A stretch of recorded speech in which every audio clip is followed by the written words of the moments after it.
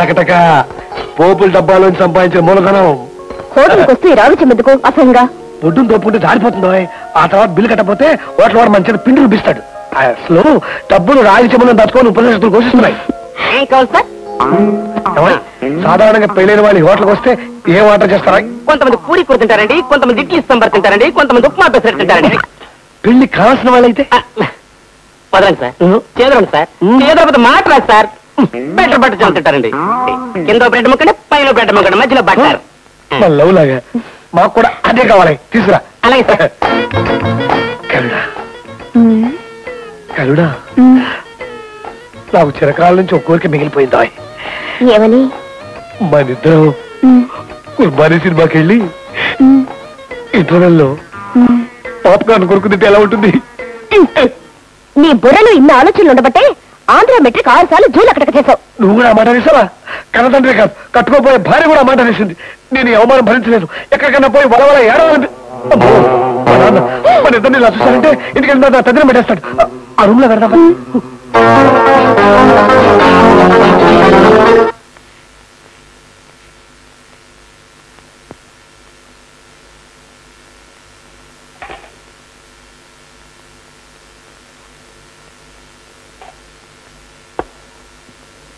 Supplier sir, ఇదేమిటి నేను order ఇవ్వకుండా అందించావు? అదే ఇందాక కొత్త దంపతులు ఆర్డర్ ఇచ్చారు. వాళ్ళు ఎక్కడికి వెళ్ళారబ్బా? ఫ్యామిలీ రూమ్ షిఫ్ట్ అయ్యారా? Sorry sir. ఇదేంటండి బాబు ఇక్కడికి వచ్చి కూర్చున్నారు? చూడు సర్వరాయుడు, మేము ఇద్దరం జూలు అక్కడక్క కోసం ఇక్కడికి వచ్చాం. జూన్ అక్కడక మీ ఇక్కడ ఉన్నట్టు అమ్మసాయంతో చెప్పకే. సారీ సార్, ఇక్కడ కూర్చున్న వాళ్ళు సడన్ గా ఫ్యామిలీ రూమ్కి వెళ్ళేసరికి కొంచెం కన్ఫ్యూజ్ అయ్యాను. దాందే ఉందిలే, నీకు ఆర్డర్ ఇచ్చిన తర్వాత ఫ్యామిలీ రూమ్ ఖాళీ ఉంటుంది, లోపలికి వెళ్ళి ఉంటారు. వాళ్ళు ఎందుకు వెళ్ళారో నేను చెప్పండి సార్. అంటే వాళ్ళు మీతో చెప్పొద్దున్నారండి. నాతో చెప్పొద్దన్నారా? సరే, ఒక కప్పు కాఫీ తీసుకురా, స్ట్రాంగ్. అలాగే సార్.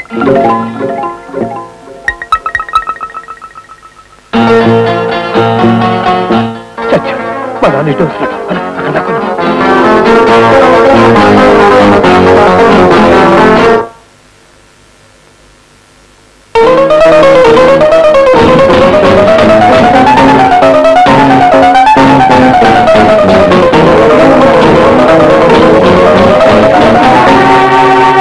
ఈ సంచిలో 10 మందికి పైగా పెళ్లి కొడుకులు మీ అమ్మాయి కోసం సిద్ధంగా ఉన్నారు. ఈ సంచిలోనా?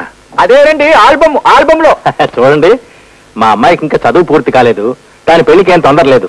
మా అబ్బాయి కథ 30 తిని బరిదగించి ఊరిని తిరుగుతాడు. ఆ దద్దోజనం గారికి ఏదో సంబంధం చూడండి. ఏమిటో ఏదేదో మాట్లాడుకున్నట్టున్నారు. మన అడ్డగారికి ఏదైనా పెళ్లి సంబంధం చూడమంటున్నాను. ఏమిటో మాట్లాడుతున్నారు. మా అబ్బాయికి పెళ్లి సంబంధం చూడమంటున్నాను. అదేంట్రా, మాధవ గారికి పెళ్లి సంబంధమా? సాధ్యం చేసినట్లు వాళ్ళ బాబు అలా అరుస్తాడేమిట్రా? అబ్బా, ఓహో ఇద్దా. మా అబ్బాయికి పెళ్లి సంబంధం చూడమంటున్నాను. ఇదేనా వినబడుతుందా? కట్న కానుకలు తమరు ఏ రేంజీలో కోరుకుంటున్నారో ఆ ఫిగర్ కాస్త చెప్పండి. ఆంధ్ర మెట్రిక్ 6 సార్లు, బనారస్ మెట్రిక్ 3 సార్లు టర్నింగ్ చేసి ఉద్యోగం సద్యోగం లేకుండా తిరుగుతున్న వెధవకి కట్నం కూడా ఎవరిస్తాడయ్యా? మన అబ్బాయి వయసు ఎంత అన్నారు? వాడి వయసు ఇప్పుడు రే బుద్ధావతారం, ఇలారా ఇలారా. ఇప్పుడు నీ వయసు ఎంత? మొన్ననే కదా 22 వచ్చినాయి. ఇంకా నయం, 14 వెళ్ళినాయి అన్నాడు. వాడి మాటలేం పట్టించుకోకండి, వాడు నోరిపితే అన్ని అబద్ధాలే. వాడికి ఇప్పుడు కనీసం 27 ఏళ్ళు ఉంటాయి. చూసావమ్మా, నాకు 5 ఏళ్ళు పనిచేశారు. మీ నాన్నగారు అన్నట్టు ఆయన ఎంత చెప్తే అంతేరా నీ వయసు. చూడండి, అమ్మాయికి 24 ఏళ్ళున్నా ఏమీ అభ్యంతరం లేదు. ఒకవేళ 24 ఏళ్ళ అమ్మాయి దొరకపోతే 12 ఏళ్ళ వాళ్ళు ఇద్దరం చూడండి, అడ్జస్ట్ చేసుకుంటా. అఘోరించాలే. చూడండి, అమ్మాయి పేదరాలైనా అందచందాలు అంతగా లేకపోయినా ఏమీ పర్వాలేదు, కానీ భగవద్గీతలోని అన్ని అధ్యాయాలు అనర్గళంగా అప్పచెప్పగలుగుతున్నాయా?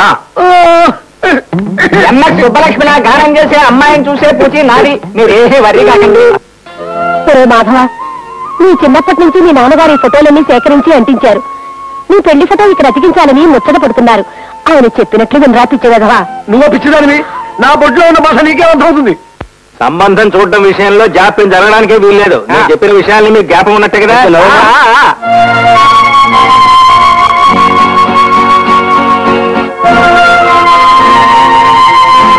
అది గుర్తుంచుకోండి. ఏమండో, మీరు నా శక్తిని శంకిస్తున్నారు. నాకు ఒకసారి ఒక పని పురమాయించారు అంటే దెబ్బకి అదంతే. అమ్మా రే అలెగ్జాండర్ ఇలారా. పడిపోయిన పెద్ద మనిషిని చూసి నవ్వడం కాదురా, రేపు మిమ్మల్ని చూసి ఊరంతా నవ్వకుండా జాగ్రత్త పడు. అంటే మా అడ్డగారిదే మగాడు, వాడికే పెళ్లిడి మించిపోతోందని కంగారు పడి సంబంధాలు చూస్తున్నాను. మరి మీ అమ్మాయికి పెళ్లిడి మించిపోతోంది, నీకు లేదేవరా కంగారు? అదే పెళ్ళంటే మరి నాకు తెలుసులేరా, తాత తండ్రి మనవడు మీ ముగ్గురు మధ్య పాపం ఒక్కరితే అమ్మాయి. ఆ అమ్మాయి కాస్త పెళ్ళి ఇక్కడి నుంచి వెళ్ళిపోతే మీకు వండి పెట్టే దిక్కు ఉండదని భయం, స్వార్థం. అంతే కదా? పాపం మీరు మాత్రం ఏం చేస్తారులే, మనకి జరుగుబాటైందే న్యాయం. ఏదో మా నాన్నగారు వృద్ధులు జ్ఞాన సంపన్నులు అని సహించి భరిస్తూ ఉంటే ఆయన గారి ఆగడం ద్వంద్వ ప్రవర్తనం అయిపోతుంది. నా చదువుకున్నంత మాత్రాన చవటం దద్దోజనం తింటారా? అలా తింటే నా ఒక్కడికే తగులుతుందా? ఈ దేశంలో ఉన్న జనాభాలో 170 మంది తగులుతుంది. నీకు కూడా విసిరింది తాగా నువ్వు లోపలికి వెళ్ళే అమ్మా వెళ్ళే. మిరపకాయలు ఒకటి తిక్కుమాల మిరపకాయలు, దౌర్భాగ్య మిరపకాయలు, వీటి నిమురుతుంటే కింద నుంచి పైదాకా ఒకటే మంట. నిమే వాళ్ళకి తెలుస్తుంది మంట, చూసే వాళ్ళకేం తెలుస్తుంది మంట. అయినా పెళ్లికి ముందు ఎవరైనా పట్టుబట్టలు పసుపు కుంకాలు కొంటారు కానీ ఎండు మిరపకాయలు ఎవరన్నా కొంటారా? ఒకవేళ కొన్నా పెళ్లి కొడుకు చేత ఎండ పెట్టిస్తారా? కలియుగం, పెదవ కలియుగం. నెమిరే వాళ్ళకి తెలుస్తుంది మంట, చూసే వాళ్ళకి ఏం తెలుస్తుంది మంట.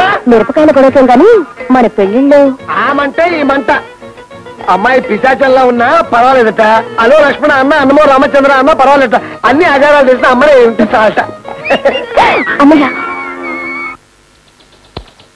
ఏమిట్రా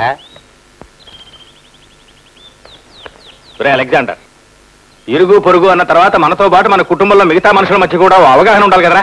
ఏమిటాడు అనేది? ఇప్పుడు అవగాహన లేదంటావా? మన మధ్య ఉన్నంతగా మన పిల్లల మధ్య ఉండడం లేదు. పిల్లలు నువ్వే అంటున్నావుగా, నీ పిల్లల్ని మందలించు, నా పిల్లల్ని నేను మందలిస్తాను. ఒక్క విషయం అడుగుతాను చెప్పు, నీకు సిగరెట్ కాల్చే అలవాటు ఉంది, చర్చిలో ఉన్నప్పుడు కాలుస్తావా?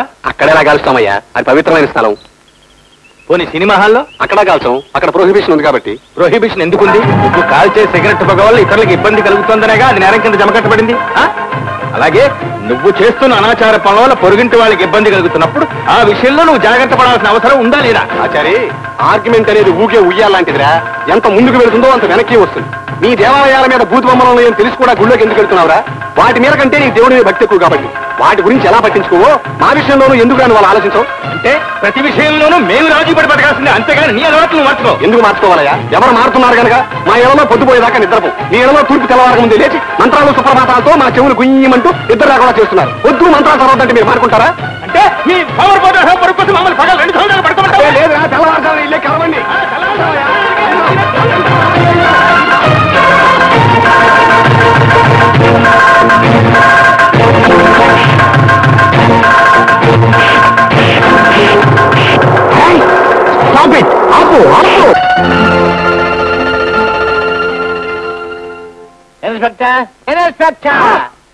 ఎవరది ఈ లొట్టు పెట్టిన పట్టాభిరామని ఇన్స్పెక్టర్ గారు అనుకుండా ఆర్డినరీగా ఇన్స్పెక్టర్ అన్నది ఎవరది?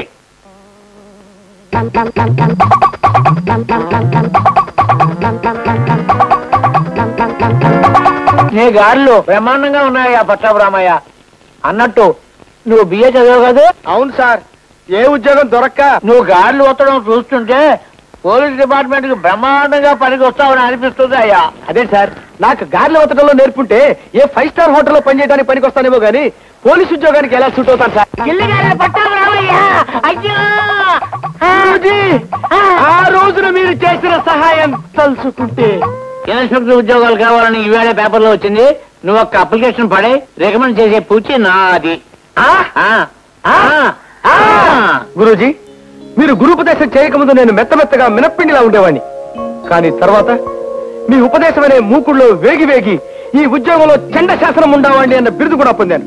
చెప్పండి గురూజీ, మీకు గురుదక్షిణగా ఏం కావాలో? నా గురుదక్షిణ నువ్వేమి ఇవ్వక్కర్లేదు కానీ నువ్వు అరెస్ట్ చేసిన ఆ ఇద్దరిని విడిచిపెట్టవయ్యా. ఆ ఇద్దరా? వాళ్ళకి మీకు సంబంధం ఏంటి గురూజీ? అందులో అలెగ్జాండర్ అనేవాడు మా అబ్బాయి. మీ అబ్బాయి? అయితే మీ అబ్బాయిని వదిలిపెడతాను, తీసుకెళ్ళండి.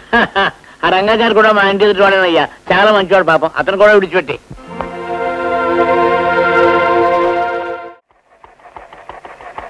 వద్దురా అలెగ్జాండర్, మనం కలిసి ప్రయాణం చేస్తూ దెబ్బలాడుకునే కంటే ఎవరి త్రోవన వాళ్ళు వెళ్ళడం మంచిదనుకుంటాను. అంటే ఇక్కడి నుంచి నీ దారి నీది, నా దారి నాది.